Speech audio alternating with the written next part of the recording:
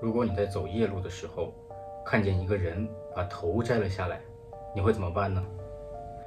大家好，我是老黑，现在进入今天的故事。相传在北京有一个人姓叶，我们就叫他老叶。他有一个老朋友叫王四，住在河北益州，我们就叫他老王。话说这一年的7月7日是老王的60大寿，王四呢就邀请老叶去参加他的寿宴。老叶收到了邀请，就骑着小毛驴出发前往河北益州去赴宴。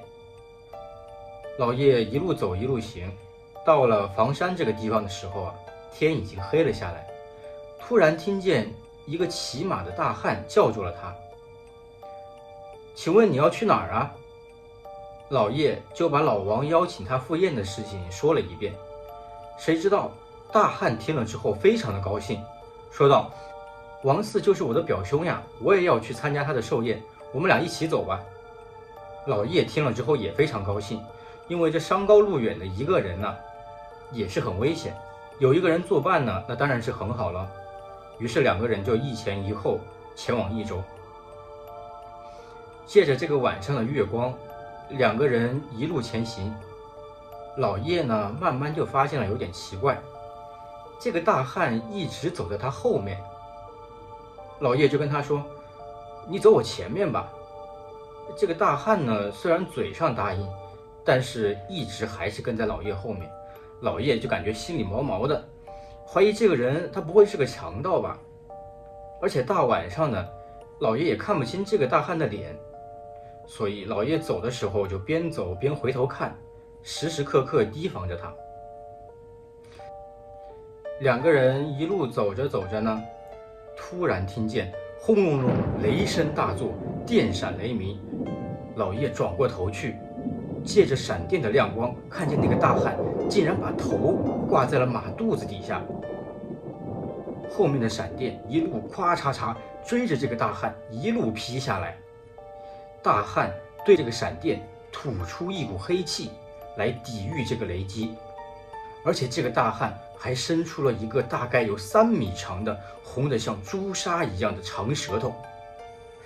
老叶这个时候心里是又惊又怕，但是他也没有办法，这大晚上的只有他们2个人，只能快马加鞭，赶快往老王家里赶。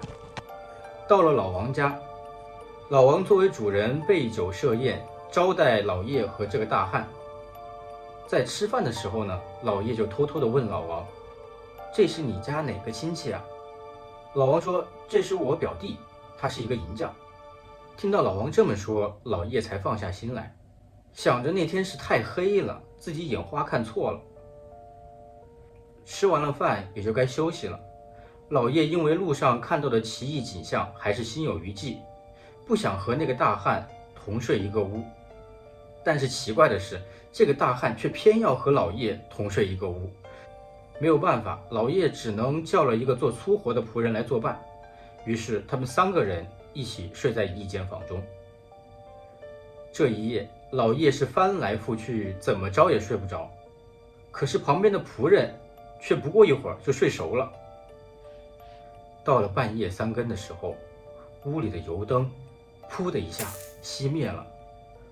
老叶还没有睡着，隐约看见这个大汉从床上爬起来，伸出了那个朱砂一样红的长舌头，在老叶的床帐上划来划去，口水黏黏糊糊的沾满了整个床帐。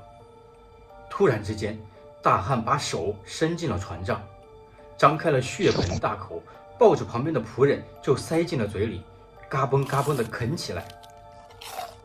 一时间，仆人的血像水龙头一样流了一地，骨头也散落了一地。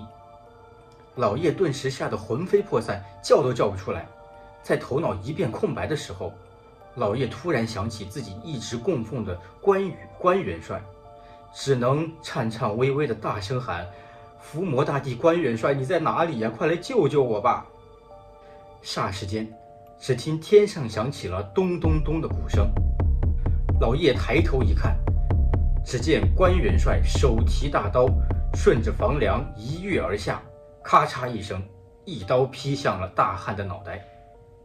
这个大汉噗的一声就变成了一只大蝴蝶，这个蝴蝶和车轮一样大。蝴蝶用翅膀作为武器，和关元帅两人乒乒乓乓互砍几个回合，忽然砰的一声，都消失不见了。老叶被吓晕在床上，直到第二天中午都还没有醒过来。老王走进房间，看见一地的鲜血，也被吓到了，赶紧叫醒老叶。老叶就把昨天晚上遇见妖怪的事情如实讲了一遍，并且他们发现房间除了一地的鲜血，大汉和仆人都已经消失不见了。老王就赶紧派人去他的表弟家，也就是那个大汉家里去查看情况。结果发现他的表弟正在炉子边打银子，根本不知道去老王家祝寿的这个事情。所以说，大家在走夜路的时候，遇到奇怪的人和事情，尽量还是赶紧离开为妙。今天的故事就到这里，欢迎大家点赞订阅，咱们下期故事再见。